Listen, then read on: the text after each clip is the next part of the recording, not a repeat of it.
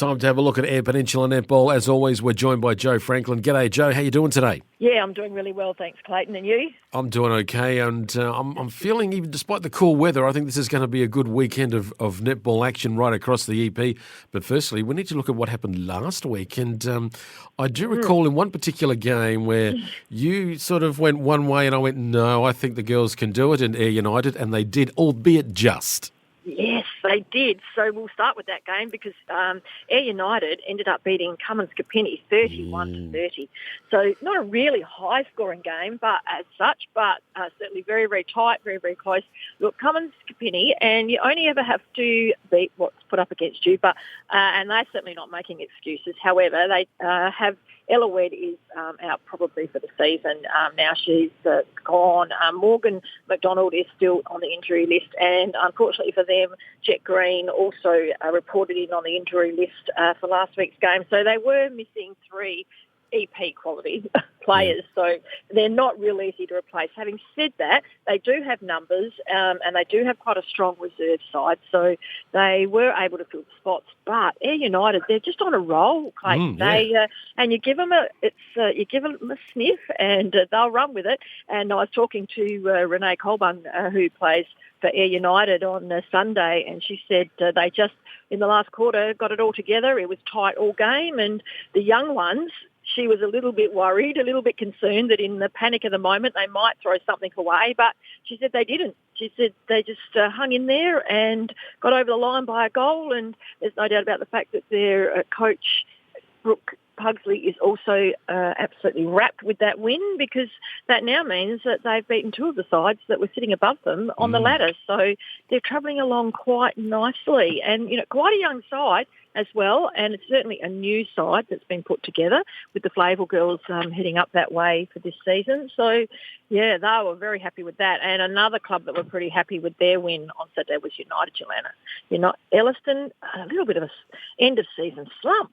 United Jelena ended up winning that game 43 to Elliston 37. So United Jelena very happy with that win. It may just be what they need to get them into the four for the finals, which will be interesting to see with the next couple of rounds of matches. But very happy with their win, and I think they still had a couple of ring-ins for that game, Clayton, so which really helped them. But Elliston will certainly want to be going back to the training track and making sure that they get themselves on track for the rest of the season, because that loss could really affect where they finish in the finals. Yeah, in the final four. So, and the other game, as expected, no surprise. Poor old Ramblers. Yeah, poor Ramblers. But look, 24 goals. They're trying really hard. They've been struck with a couple of injuries as well and a bit of illness. But Tomby Bay were able to get back to full strength. Although, having said that, they lost Kennedy McNamara with a suspected ACL. However, she's going to have scans. She's saying it's not. Others are saying it might be. So I guess the scan will tell all there. But Tumby Bay ended up winning there 67-24. So no surprises there, and Tumby back on the winning track, on the winning side of things, and are pretty happy about that. Absolutely, a very comfortable win for them, and they're looking good as we head to the final rounds. All right, and a big round this weekend. I think the game of the round would have to be Cummins-Capini and United Jelena. Well, yeah, you could say that, but then you've also got Eyre United and Lock, who have both been on a roll. So, but yeah, I was going to get to that, but so I think this really based where things are at the moment. This is the game of the round. Absolutely. If United Jelena can get a win here against Cummins-Capini, it is out at Capini, then it will certainly give them that extra little bit of a boost to make sure that they know that they can beat the sides above them on the ladder. And there's nothing more than a bit of confidence like that for young ones to keep them rolling through to the finals. But look, I think that United Jelena could do it. I'm just not 100% sure. Haven't been able to track down to see whether or not they still have a couple of players that were over for visiting from Adelaide, whether they're still around or not. Cummins-Capini will certainly still be missing those three girls that they were missing last week. So if United Jelena were going to do it, this is the Saturday that they should do it. And like you said, they could. Yeah. Should we? Well, we were pretty close to a draw in one of the games last week, so maybe this will be the draw. No, I think they're going to do it. I think they're feeling good. They're on a bit of a roll. They know they've got they're heading towards the finals. They're getting things. The momentum's building, and I think Cummins Capini they've had a bit of a stumble. I'm not sure they're going to recover. So I could be wrong. Yeah. I have been wrong before, but no, you've been right, Clayton. You've been picking all the winners. I've just got a feeling about United Yolanda on this one. So I think the girls smile with confidence. So yeah. Oh, look, there's no doubt about the fact that Cummins trying to put goal combinations together. The two green girls, they've certainly have played together before, but Cassie Norton back there in defence with United Yolanda, she reads the ball so well that they'll want to be right on their game, and I think that's where United Yolanda have got the opportunity with if Cassie can keep turning over enough ball and their goalies can shoot like they have been the last couple of weeks, then I think that they're right in there with a good show. Ayr United and Lock. You didn't fancy the Lock girls the other week, and I did, and look what happened. Yeah, I know. Look, this is actually going to be quite interesting, Clayton, because Lock are really quite tall at both ends. They've got tall goalers and tall defenders. Ayr United, on the other hand, do not have a lot of height. They've got one or two players. The rest of them are not very tall, but they're quick. And so that's one of the things that I think has been catching the other teams off guard is their pace, and the pace at which they move the ball and the speed of the ball in the air, I think, is what is really catching the other clubs off guard. Look, Lock goalers have been absolutely, they're just on fire. They have been shooting at such a high shooting averages and that's what you want if you're playing A grade as the coach, and mind you, the coach happens to be the goalie, so that sort of works both ways for her. But look, I think Lockers still have one out for this week. Ayr United will be at full strength, and this will be a cracker of a game. It's at Angara, so I just do wonder whether Lock's height and strength might just get them over the line. I think it will. They had a rest last week, so I think they're on a roll and they're doing well. I think they'll win this week. Yeah. And so that brings us to Ramblers and Elliston. Now, look, Elliston, the last two matches not been good. They haven't even scored their number of goals that they would have been really happy with either. Ramblers, look, they're trying. They are definitely trying. They're trying different things. Kira, it's been a tough season for young Kira. At 21 to coach an A1 side is massive any rate, but she's actually back in the team herself at the moment, and that does seem to have helped a little bit, her height and strength. So, I think, look, Elliston will definitely want to win this game. If they let this one slip, then they are in dire straits, I would suggest. So too much pressure on them. There is too much pressure, and it should be a game that they would have penned in to win a couple of weeks back. But they'll be they're going to be thinking and second guessing themselves. So if Ramblers are going to do it, it's going to be this week. Yeah, it is. And Elliston won't want to underestimate them, I tell you, because they desperately want to have a win, and so they've been working pretty hard towards that. So, look, Elliston should win, but, good luck to the Ramblers girls. But, if they can get over the line there, that would be a really big boost for them. Absolutely. All right, we better have a look at what happened in Eastern Ayr last week. And, here we the Cowgirls. We'll start with the Cowgirls, and that was probably all over at quarter time. Yeah, it certainly was. Look, Eastern Rangers, too tall, too strong, too skilled.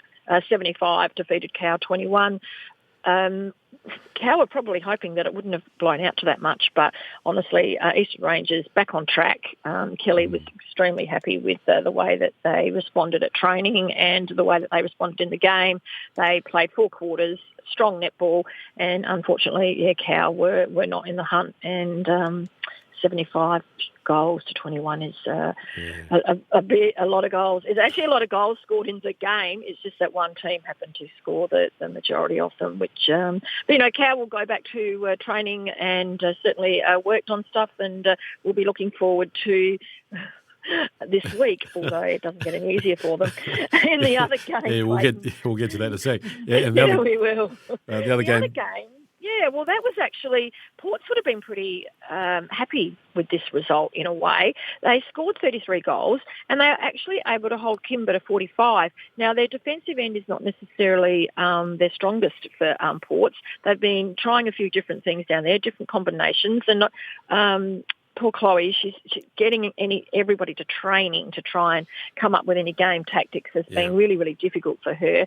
So for them to put that scoreline against Kimber, who you would be thinking pretty much finishing 1 or 2 in the final standings before the finals, relatively happy with that. Building... But she said there's just, a little bit of lack of experience at times that cost them turnovers that cost them. But at some stages it was quite close. And, in the end, when you're playing Kimber, who I think at the moment are second on the ladder, and you're bottom, then it's not a bad scoreline. So, Kimber, and it was at Kimber as well. So that was, But, Ports will keep on trying. And they certainly will. They will. They will, and they'll have to really keep putting it together for this week because it doesn't get any easier for them either. They will play Central Air Storm this week, and they have been on, whilst they had a bye, which means they've had 3 weeks off in a row, they were just putting it together before that little break. So, look, they're quite tall, quite strong. They've been working on their... time off, they have been working together, and they've actually been able to get their players together, which is a good thing for the coach. Ports, as I said, Chloe, she's battling. She really is. She's hanging in there. The players are hanging in there. They're turning up every week, but I would think that Central Air, the Bruce girls for starters, and then they've got Rani Tomney in goals, who actually filled in for Locke the other day. So she actually hasn't had 3 weeks off, but very talented Adelaide Thunderbird Academy player. So I just think that they've probably got the skill, the strength to get over Ports on Saturday. That's the way it looks, and I think that you'll be absolutely right there. But 3 weeks off, they might be a bit sluggish to start with. And I think at the end of the first quarter, if Ports are in front, then you might see a bit of an upset. So I think they might end up holding them. Maybe not, but I just got a feeling that the game could change if Ports are in front at quarter time. I think the fact that Ports have had that run will really help them because they definitely need that time. Yeah, they're building on that. So, but we'll see how we go. But I think you're right. I think the Storm should do it. Kimber Districts and Cal. Wow. Yeah, no easier for Cal. And they have to actually travel to Kimber. So, look, Kimber will be too strong here. Not 100% sure who Kimber have got available this week. Cal have got their players back. They had a couple missing last week, which also didn't help them against Rangers. They've got a couple of them back this week, so they'd be hoping that would help strengthen them. But unfortunately, I think that Kimber will be too strong, Clayton. Yes, I totally agree with you there. And we're getting closer to the finals, and this is it. These games are going to really... This is where teams are starting to plot and plan for the finals. So, and I just want Ports to win one game. I just want them to get rid of the goose egg. So, absolutely, I reckon they'll be in front at quarter time. But we'll see how we go. When we talk next week. And just before we go, a blast from the past from me, Leah Crittenden. I understand she's got a milestone this weekend. Yeah, she has, Clayton. So here in Port Lincoln when are we? Tomorrow? Yep. We've lost several days this week. Tomorrow she will be playing her 350th game in Port Lincoln, and that 350 games here, she has also played a hell of a lot of games elsewhere because she has travelled out and about into the country regions and had some games and coached, etc. out there. So, she could well be over 500 games of netball if we were to add everything together. But here in Port Lincoln, she will play her 350th game tomorrow. So we wish Leah all the very, very best. She just lives, breathes and bleeds netball, and her contribution to netball all over Eyre Peninsula has been a credit to her because, like me, she has sons, but, she just keeps putting herself out there. If you need anything done, you ask Leah and she gets it done. And, I wish her all the very, very best. It's a great career that she is having, and good luck to her tomorrow. Well done, hopefully people get out and get around her for the day. Yes, and Leah's been playing since the days of black and white TV, so there you go. You said that, Clayton. You said that. I could say it from the safety of distance, but All right, Joe, you have a wonderful weekend. Good luck with everything and all the girls playing, and we'll catch up with you again next week. No worries. Thanks, heaps, Clayton. Bye.